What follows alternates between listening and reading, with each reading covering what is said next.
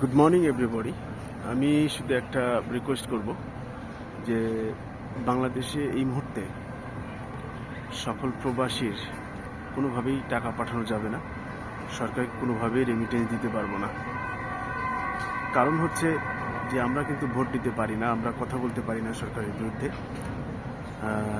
আমি একটা উদাহরণ দিই, 1971 সালে মানুষ কিন্তু একটা কথা বলতে পারতো যে আমরা স্বাধীন না, উই ওয়ান্ট ফ্রিডম। এখন আপনি বলতে পারবেন না যে আমরা স্বাধীন না। আপনি যদি বলেন যে আমরা স্বাধীন না, আপনাকে পুলিশ ধরে নিয়ে যাবে, গুম করবে, না হলে মানুষ আপনাকে রাস্তায় যে কোনো জায়গায় মেরে ফেলতে পারে। সুতরাং আপনার জায়গা থেকে প্রতিবাদ হোক। প্রত্যেকটা প্রবাসীদেরকে আমি বলবো, আপনি নিজের জায়গা থেকে প্রতিবাদ করেন। আমরা তো কিছুই করতে পারি না, রাস্তায় গিয়ে আন্দোলন করতে পারি না। অন্তত এই একটা জিনিস অন্তত করতে পারি যে আমরা রেমিটেন্স পাঠাবো না। কারণ আমার টাকার আমি পাঠাচ্ছি, সরকার রেমিটেন্স পাচ্ছে, তা দিয়ে তারা গুলি কিনতেছে এবং আমার ভাইয়ের উপর দিয়ে গুলি চালাচ্ছে।